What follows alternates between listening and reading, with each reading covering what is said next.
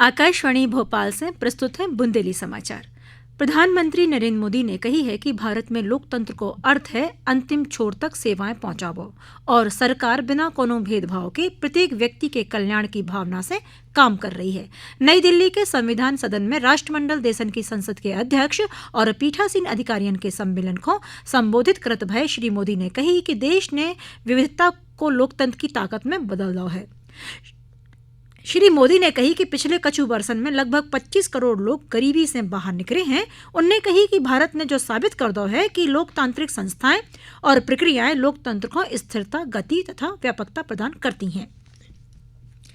प्रधानमंत्री ने कही कि भारत में जनता सर्वोपरि है और उनकी आकांक्षाओं को सर्वोच्च प्राथमिकता दी गई है। उन्होंने कही कि देश ने विविधता को अपनी ताकत बनाओ है और सबसे तेजी से बढ़ती प्रमुख अर्थव्यवस्था के रूप में उभरो है।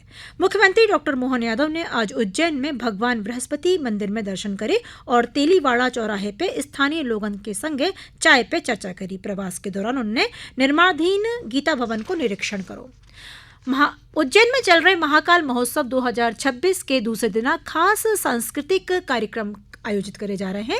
महोत्सव में शिव तत्व पर आधारित संगीत प्रस्तुति शिवा पेश की जा रही है। महोत्सव के पहला दिन प्रसिद्ध गायक शंकर महादेवन ने शिवोम की भावपूर्ण प्रस्तुति दी हती, जिसे श्रोताओं को मंत्रमुग्ध कर दो हतो।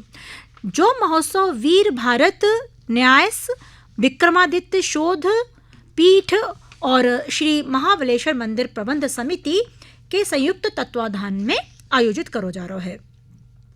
मुख्यमंत्री डॉक्टर मोहन यादव ने भोपाल में आयोजित मध्य प्रदेश क्षेत्रीय एआई इम्पैक्ट कॉन्फ्रेंस 2026 को दीप प्रज्वलन कर शुभारंभ करो। इस अवसर पर मुख्यमंत्री ने प्रदेश में एआई के माध्यम से बेहतर शासन और आर्थिक बदलाव के लाने सरकार की कार्ययोजना प्रस्तुत करी। AI in build governance for in empowered Bharat विषय पर आयोजित ई कॉन्फ्रेंस को उद्देश्य एआई आधारित शासन, तकनीक और प्रौद्योगिकी के क्षेत्र में शिक्षा जगत और उद्योगों के बीच सहयोग बढ़ावो है। राज्यपाल मंगूभाई पटेल ने कही कि प्रशिक्षण आपको केवल अधिकारी नहीं बल्कि एक जिम्मेदार, संवेदनशील और सजग राष्ट्र प्रहरी के रूप में तैयार करने को प्रयास है। प्रशिक्षण व्यक्तित्व निर्माण में महत्वपूर्ण भूमिका निभाते है। प्रतिभागियों को एक दूसरे के राज्य की संस्कृति, विशेषताओं और विविधताओं को समझने को अवसर देते हैं। विविधता में एकता की भावना को मजबूत करते है।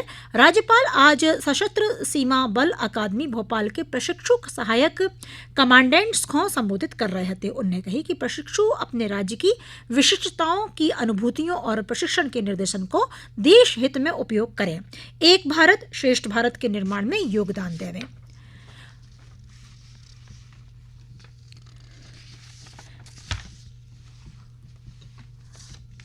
राज्य में सर्द हवाओं के कारण ठंड बढ़ गई है। राजधानी भोपाल सहित पूरे प्रदेश में कड़ाके की सर्दी को असर बनो भाव है। जनवरी में भी ठंड के पुराने रिकॉर्ड टूटत नजर आ रहे हैं। कई जिलों में न्यूनतम तापमान 7 डिग्री से नीचे पहुंच गया है। शहडोल और कटनी में तापमान 5 डिग्री से नीचे दर्ज करोगा। मौसम विभाग के अनुसार आवे वाले दिनों में ठंड को असर बनो रहे हैं और 3 से 4 दिनों बाद प्रदेश में कछु हिस्सों में हल्की बारिश की संभावना है।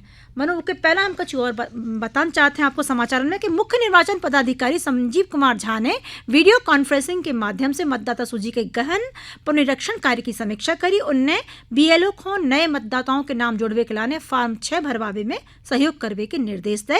संग ही पंजीकरण अधिकारियों से कही कि फॉर्म 6, 7 और 8 को समय पर निराकरण करें ताकि मतदाता सूची सही और त्रुटि रहित बनाई जा सके। और मध्य प्रदेश की 16वीं विधानसभा को बजट सत्र 16 फरवरी से शुरू हुई है, 6 मार्च 2026 तक चल है।